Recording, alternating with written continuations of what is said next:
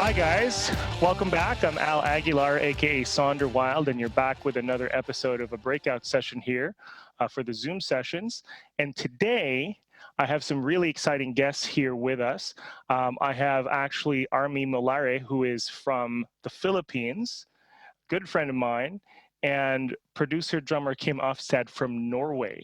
And so what we're going to talk about today is really cool because Armi just released a song called Two Worlds. And this was a collaborative effort between herself and Kim, where she was actually going to Norway and recording. So today, we're going to talk about that whole process, the creative process, the production, all that cool stuff. And then we're just going to dive in and find out how this all happened. Hey, guys. Hey. How's everything going over there? It's cool. I'm in Norway. The sun is shining. It's the spring is a great time here in Norway. People are out at the beaches. Of course, we have the whole COVID-19 thing, so people are being a bit careful, but still we're hanging in there. That's awesome. How are you, Armi? And you're in Manila. How's that going there? Everything is, well, we're in the middle of waiting for another announcement from the president. Like every Monday we have this, they try and see what's been happening and they'll assess what decisions we can make. We might get into another lockdown. I hope we don't. But it was slowly opening up the past week. And, well, the numbers are rising, so we don't really know. Yeah. It's one of those things, right, where it's like, I don't know, like what can you do, right? Except just do your part, like, and stay home. Like I've actually been just home for the last few months, and the funny thing is, the weather's nice out. They just opened up the patios here in Canada and Ontario in some cities, but then. Also, all the servers are rusty. All the waiters and waitresses are rusty. They haven't worked in like months, right? So, you've got everybody out, and they have to. On top of that, they have to adhere to safety protocols. So there's an added layer to that rustiness. So I'm going to wait a little bit before I actually go out on a patio for a beer.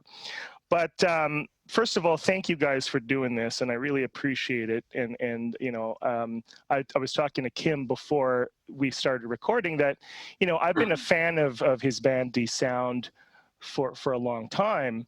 Obviously they have quite the following in the Philippines, and having gone to school there and grown up there, you grow up with that, and they're kind of part of the fabric of Philippine music, if you will. So I'm happy to have him here as a fan, and obviously as someone who wants to learn more about this whole collaboration, how this whole happens. So I guess the main question is, right, this was super cool. How did this happen? I mean, with D'Sound, we've been several times in Manila playing concerts. The guy that book our concerts there is called Toti, and I remember he told me about his band. That's UDD. So when we were there one time, he invited us to a concert with UDD, and we went there, and I really liked what I heard, and I met Armi after the concert, and I mean, we didn't speak so much at that time, but still we had like chats, and I started to follow her and her career and everything, and then I remember, I think it was summertime, like 3 years ago or something, we had released a single. I'm not quite sure what was the name of it. Doesn't the only one, I think it was called. I think that's right. It was the I remember that. Yeah. Yeah. This is when you release too much music, you don't remember the songs. Right. But okay. I think it was a single. Yeah, it was it's just kind of standalone. Yeah. I'm forgetting, but that was a really cool song, by the way. Yeah, it was produced by some really cool Norwegian producers. But anyhow, so Right. she posted that record, Mm-hmm. and she tagged me in it, and she wrote some beautiful things about. I remember she wrote something about how you make music for many, many years, and you are being faithful with your taste and style, but still keeping yourself relevant. And for me, that was just like one of the biggest, really one of the biggest things you could, say. I think it was a big compliment. So I think I wrote back. I said, "Thank you. I'll produce a record for you any day." And that just started like a whole kind of The relationship. Yeah, the relationship, but also people just went crazy on her wall there, like. Right. Like some next day, Billboard Philippines wrote something about it. Now it's gonna be collaborations, and it's just crazy stuff. But still, we started to chat, and it's like we actually decided to start, to work on something together, and we didn't specify what it was supposed to be. I think we just like, let's try to make something together and see what happens. But also it's like, I always liked Armi's style, her coolness on stage, her voice, just she has something special. And for me, music is not, that's everything for me in music. It's just, do someone have something that just like it's special and it talks to you, that's everything for me. I'm not into like wailing voices and Mm-hmm. playing fast or playing complicated. It's like I'm only into if something speaks to me, right? So but anyhow, now we can take your words. No, I think that's good, because I agree with you. I actually remember this time because I was also talking to her as well. And just for the record, the song is, I think, "If You Don't Know." That was the song that came out in 2017. If you don't know, sorrow. No, yeah. Was that the one, or was it before that? No? Only one. No, it was only one. Only one. The only one it was called, right? Okay, because there were two. There was "If You Don't Know" and there was only one. Yeah. See, I know my D'Sound. Releases a single after like being together for like 20 years or something, 25 years maybe. And for me, that was just at the time. No, at that time, 22 years. 22 years. Sorry. At that time. At the time.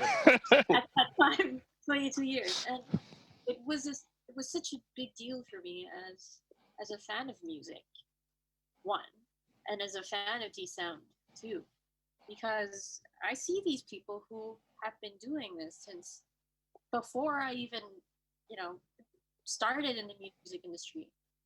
I had their record, like I had "Beauty Is a Blessing" in my CD player for like 3 years or something. It was just like on rotation. That is such a hard record to find. Internationally, just so you know, Kim, I could not find that record anywhere. Okay. Anyway, continue. LP, and like you said, it was my musical blueprint. No matter what you do, like it's deep into. I sleep to that record, so what's in my head. Right. And so when I saw that, and I realized, like, well, look at these guys. They're 22 years in the business, and they're still making music without sacrificing, the integrity of their music. And they seem to be happy with what they're doing. Maybe I could do something like that and not get, burnt out, because I was slowly feeling the burning out. We were doing so many shows in a week of like, 4 shows, maybe 3 shows in a week. That's a regular thing. And you just kind of think, this is fun, but how long is this fun going to last? And so when he replied, I was just like, produce a record. Wait, I was looking for a producer. Wait, And I remember what he said, like, let's produce a record for you, a song for you. And I was like, what do I do? I can't ignore this. I have to react to this, but I got to keep my cool. So I sent him a message. I said, are you serious? He's like, yeah, whenever you're in Europe. And I'm like, well, I guess that can be worked out. Like, you know, and I think that was, what month was that? Around July? Yeah. And then September, I made plans to go to London. And I just felt like, well, if I don't go to Europe, then that's never going to happen. It's not like I could bring them over just to experiment and do something together. So I was in London. I did a quick show. Uh-huh. I was just testing it out. You know, I met somebody who wanted to bring the band there, and they couldn't do, you know, round everybody up logistically and whatnot. So I was like, okay, I'll do a show. And then in those 10 days, I was like, okay, I'm going to take the flight to Oslo for 3 days, and I'm going to see these people, and I'm going to maybe do something. I disappeared. Everybody in London was like, where were you? Like, I just took a... I remember that because obviously you were talking to me around that time. Nobody knew what you were up to. And then all of a sudden you're like, boom, Norway, you know, like collaboration with D'Sound. And that was pretty badass. But obviously, you know, this is before everything was, you know, like this is like, obviously there was the option to work remotely, but that really, you know, wasn't in your mind, I would imagine, because you wanted that kind of interaction. But talk to me about this mission, like the secret mission when you were there. What was it like when you got there, and how was the, you know, what was the energy like when you first met, and how quickly did you get started? Because I would imagine you were under pressure and time constraint here. So much. I mean, I'm trying to recall, like, from I've been there so many times in the last 3 years that I can't take apart the first trip from like the next 2. But I remember being in the studio. Did we meet like the first day that I came in, Kim? Yeah. We did. Yeah, I think you actually just checked into your apartment and we just met like almost right away. Right. Yeah, because I didn't have any time to waste. So no. I remember. I think I actually had booked a session the same day. Right. Yeah. We had absolutely no time to waste. And whenever I'm there, we seem to have absorbed that way of working. There was no day off per se. Like, it was always like the plane lands in 5 hours. If you're done freshening up, there's a studio and let's go. And when I met Kim and Johnny, I was just, I was trying to like not freak out. And we were supposed to start working on that day. And we did one song, but oh my God, it was the most embarrassing time of my songwriting career, I think. You know, like, I was embarrassed with myself. I could not cough up an actual chorus to a song, and I've never worked with a producer before. Like, you know, we always so much pressure. Too much. It was like they let me go back inside the studio, the booth, for like, I don't know, maybe 14 times. They're like, that's not a chorus. And I'm like, what do you mean? Do it again, right? No, yeah. So you had Phil Spector working with you, essentially. Kim, is that accurate? Can I say that you Phil Spectored her? Yeah, I mean, it's like I think, yeah. I mean, we put a little bit of pressure on you. We did, but I think that was right at that time. It was. I'm not complaining how, you know, things turn out. And actually, that first day, I thought that, you know what, okay, I think I botched this whole thing. I don't know how I'm going to come out of here with a song, right? But this is what I really appreciate about working with them so far, is that as soon as I get back to my apartment, I have everything in my email. Like, the pre-mix was already in my email. And so I have all night to study it And tomorrow morning, when I go back into the studio, I actually have something new to put into it. Like, it's a different, it's a different process. Like, wow, if I could finish, 3 songs in 3 days. In fact, the next day we were able to do 2.5 songs. That's practically 3 songs. With suddenly it was just like the gates just opened, and then we just kept writing and writing and writing. Okay, next song, and I don't know, it just flowed. First day was different. Second day was... I have a quick question and a side note here. Was Johnny there? I'm a bass player, just so you know. Yeah, I think, Johnny was there. Like, I have to say that the days for me now, because we have done a lot of sessions, so I don't remember every day and what's going, because it's been, we have worked with a lot of people. More importantly, was the bass there? The bass was there. I'm gonna show you just a little quick tribute to Johnny. This is my Yamaha BB.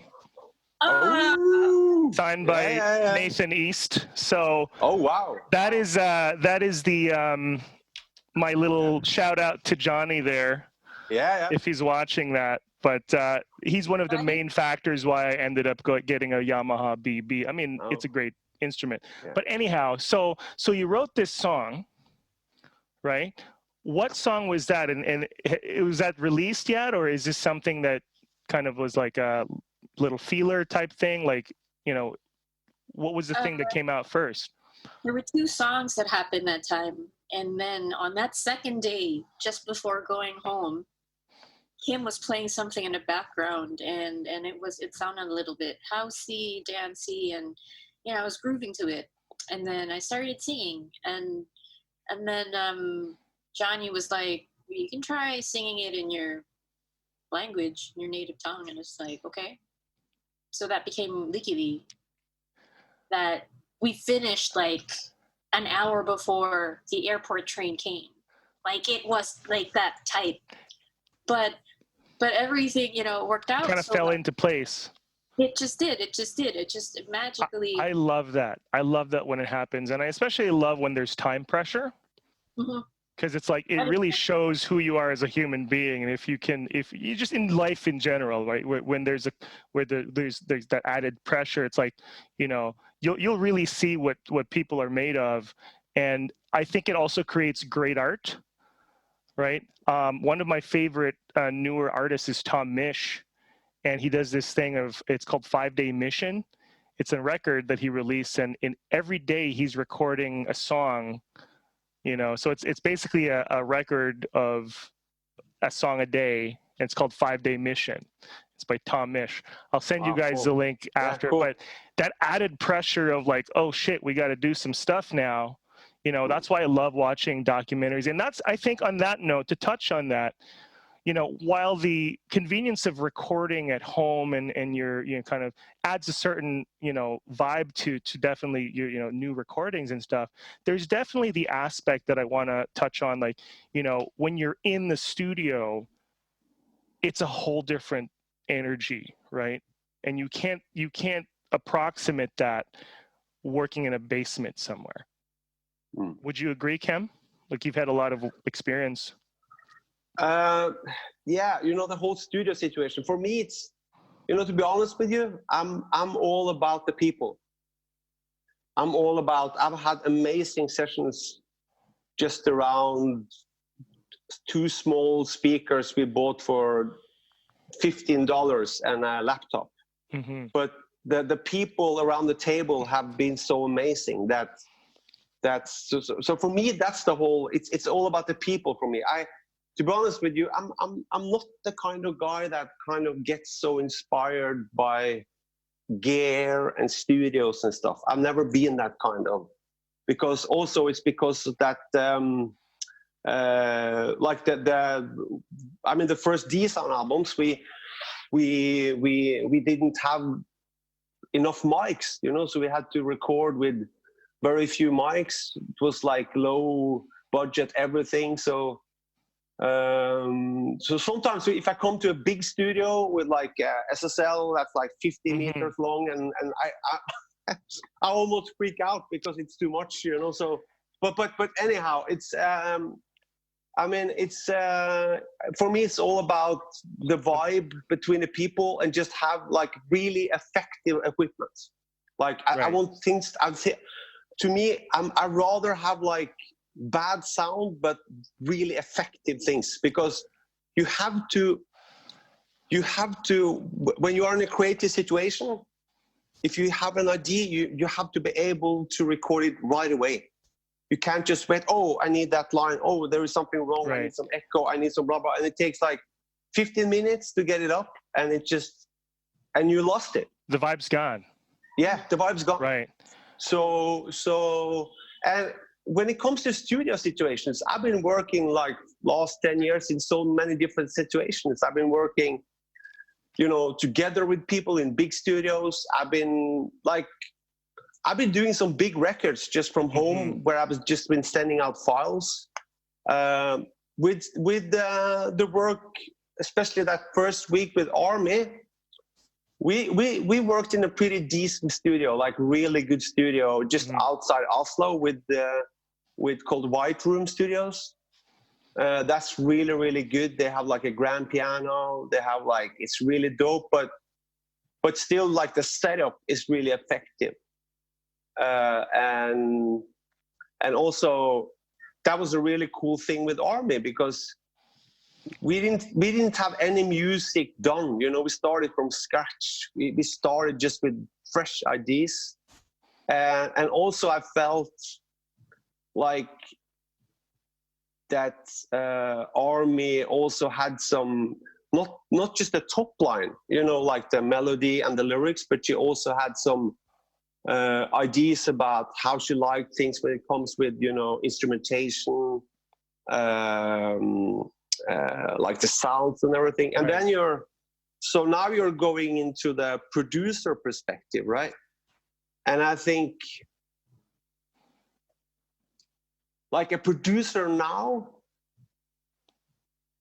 and a producer 20 years ago is two different things.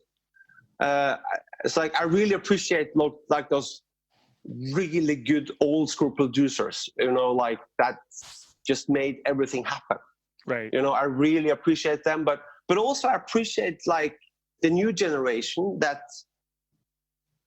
they don't know about everything you should know about as a producer, but they still just make things happen. Well, I'm just talking in a... No, but Armi is one of those types of artists where she has a vision, right? And then 100%. she can kind of have an idea of how to get there, right? Where she's not necessarily your typical producer who might be savvy in Pro Tools or whatever, but she has this vision of where to go and how to get there. On that note, I don't know what you did, but Armi can top line the shit out of music now, so 100%. So just a little shout out there to you, Armi. But that's really cool, and I think this is like we're in the advent of collaboration. I think with everybody being in lockdown, I just want to touch that topic, because I think with the whole collab thing, it's like I've seen this for a long time, because I've been lucky to work with a lot of great producers in the US, and I've been lucky to be a part of records. That's been pretty big over there. And I started to go to LA around 2009. And then I suddenly understand that it's all about collaborations. It's all about putting energy into something to get the song as good as possible. And this was something I talked with Armi about early in the process, because you see everyone now are like working together. They're like bands are working together, artists are working together.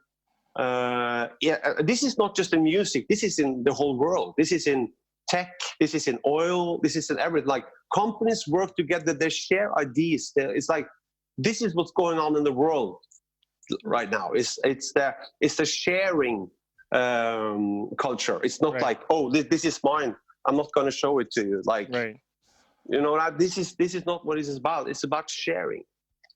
So that was also something I think was really cool for us to work with Armi too. It's just like to blend two different things, and that doesn't was it the opposite of include? Was that's Exclude. Exclude? That's right. That doesn't exclude anything. It just actually make more possibilities. Right. And this is a good segue into the song Two Worlds. Yeah. Because you just literally talked about two worlds coming together, right? Before we start, I want to read one of the lines that kind of stood out to me here. World so wide, don't hide from your destiny. Leave those palms up. Turn your green light and come home. World so wide, don't hide from your destiny. Lead those palms up and turn on your green light and come home. So that's, I think, the chorus, right?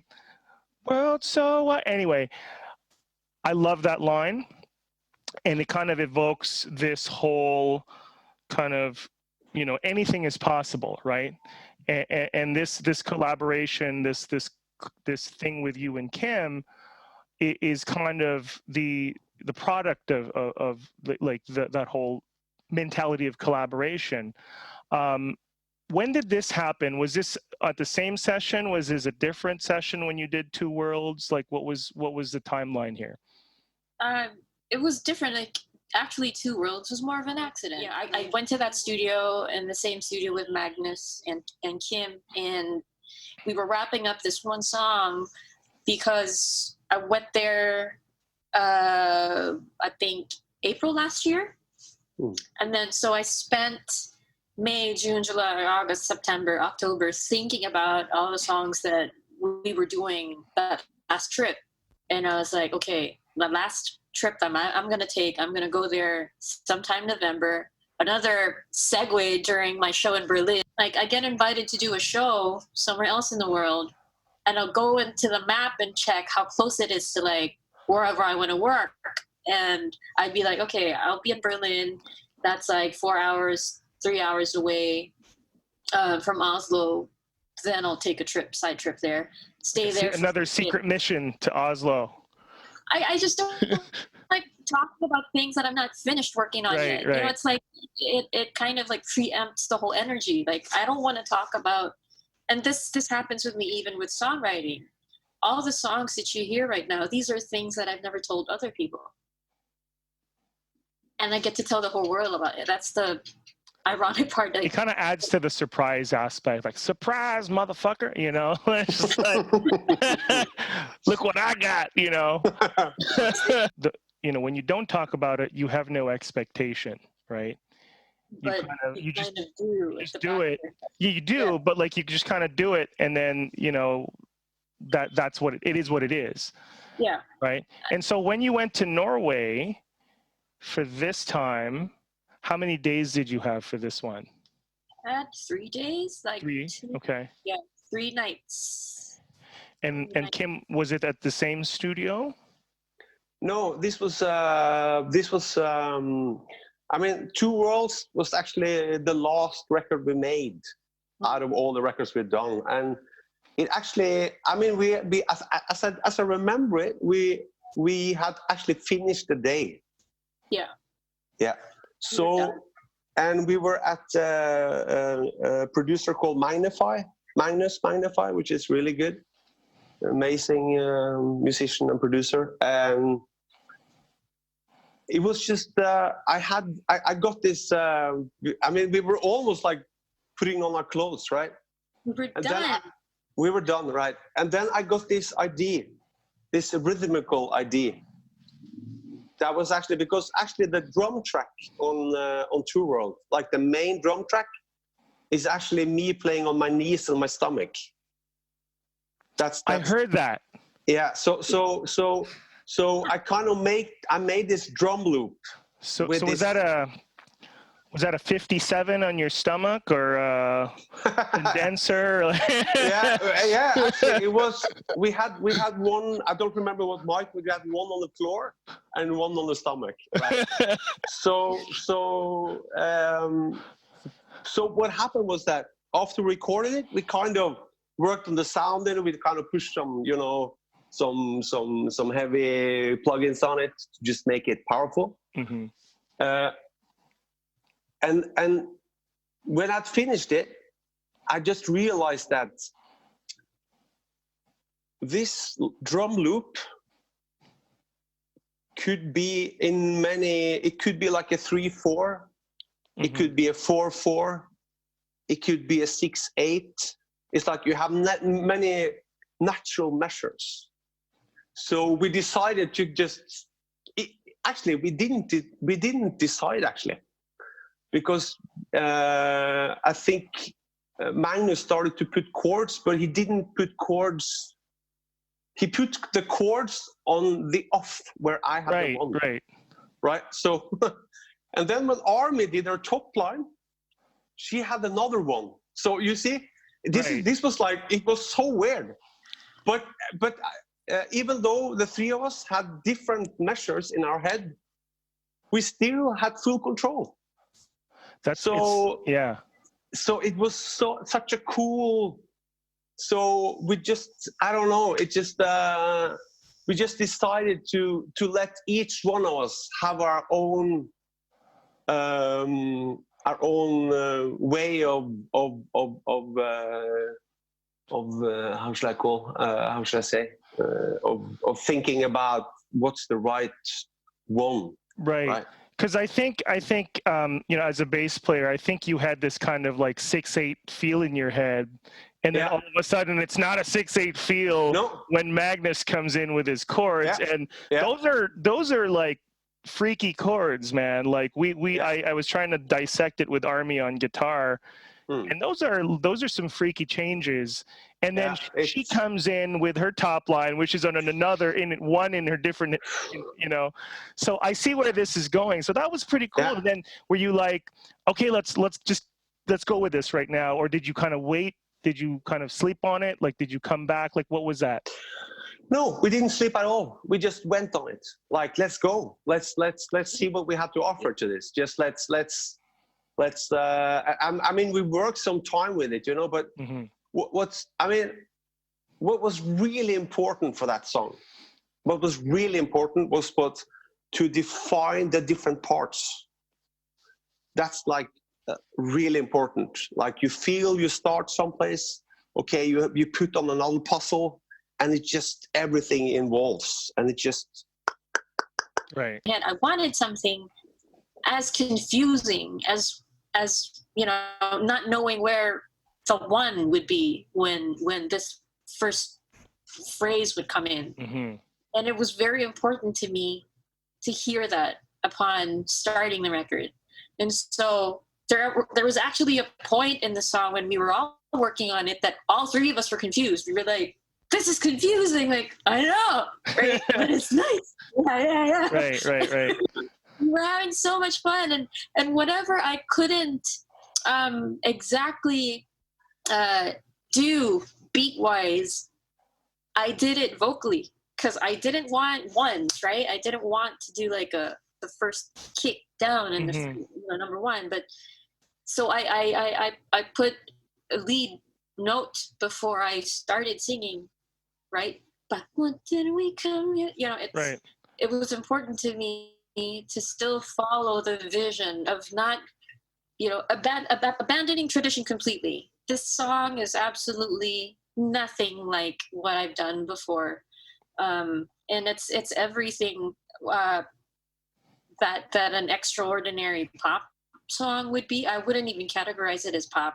Mm-hmm. It's so broken down structure-wise. It doesn't even. We weren't even sure what the chorus was, or there was one. No, but I mean, it was. I just remember really well after finishing the record. I was like, well, it's like okay, we were like, okay, let's not think about getting airplay on this. It's like this is not a radio record. It's like. This is so weird. This is like, where is the one? What's going on? You know, it's like, but and actually, it's one of. I have to say, I've done a lot of records, but this is actually one of the. it's really stands out in many ways, and I think it's so important sometimes, you know, that we allow ourselves to just like be creatively free and don't think too much about the consequence, because that's the thing as a musician, an artist, and writer and producer. I mean, I'm used to think so much things. I think, okay, how long is it till the chorus comes in? How about radio stations? How will they turn off the record before the chorus? You know, you think about so many things. But when I listen to the records that I really, really, really love, you can hear that they don't give a shit about these things. Right. It's all about just make some music you love, and just and actually, right.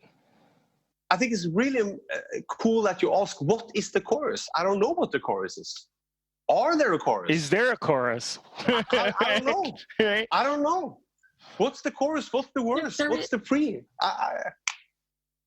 So okay, so you've gotten Two Worlds, you know, you have it. Was it done in a day? Did you, like, obviously you worked on it, I would imagine you worked on it a little bit after, but like, was the core of it just already done at the end of the day? I think we did it in a day, but the thing was that we had done so much, we had put in so many ideas. So after Armi left, it was all about just, as I said to you, like, make the different parts clear. Right. So Magnify, he did a lot of post-production on it, a lot. Mm-hmm. He kind of defined different parts. He, like, you know, so he did like an amazing work on it. And this is a really good example on really good teamwork, you know, where three different people come in a room and actually three people that have three different strong abilities. Like, I'm not the chord guy, right? I'm a guy that I come up with ideas, I come up with rhythmical ideas. I'm a really good guy that start the process, but I'm also good at look at the structure. I can pick out good ideas and leave out bad ideas. You know, I have the big picture. It's just Magnus. He can do whatever. He can pick up a bass, a guitar. He can play a jazz solo. He can do like death metal on roads, like just crazy stuff. Is Magnus younger? Like what? Like, yeah, Magnus is how Magnus is. I don't know how old he is. Is it our age, Armi? Is he our age? Younger than me. Yeah. What is it with these kids, man? Like, I'll tell you, like these kids that. I mean, I'm not, you know, I'm not revealing my age, but like younger generation, I think it's YouTube, you know, but they have so much talent, and they could just, you know. I think they just evolve. Like, this is human evolution. Right. We're talking about, you know, a bunch of kids now who can do things much faster than any of us back in our time. And technology, they're like naturals of technology, you know, because they grew up with it. And also, I think the new generation of musicians. I mean, I just did a record. The producer, when we did the track, he was 17. And the track is just, it's insane. It's amazing. His name is Butai.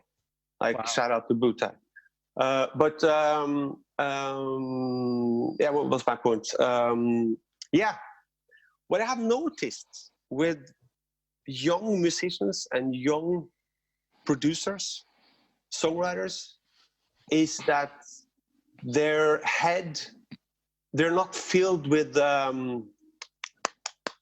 they're only into if they like it or not. They're only into if it's good or if it's not good. They're not into if it's politically right to do it. You know, all these things that we grew up with, you know, these borders between everything and what is right to think about this and what's wrong to think about that. And, oh, I'm a jazz musician, I can't do pop. I'm like, you know, all these things. It seems like almost it doesn't exist. It's just all about put everything into the boil and let's see what's going on, you know. I think it's really refreshing. Right. And that plays into that whole element of collaboration as well. Yeah. Right. So because younger artists, don't necessarily, feel like they're restricted in terms of maybe genres or lanes or whatever. No. Nothing is stopping them from working with anybody. No. And personally, I think that for me, it's just a matter of time before we don't talk about genres anymore. It's done. You've also done some collaborations with other Asian artists, Oval, one of my favorite bands. I was actually lucky to see them back in December when I was in the Philippines.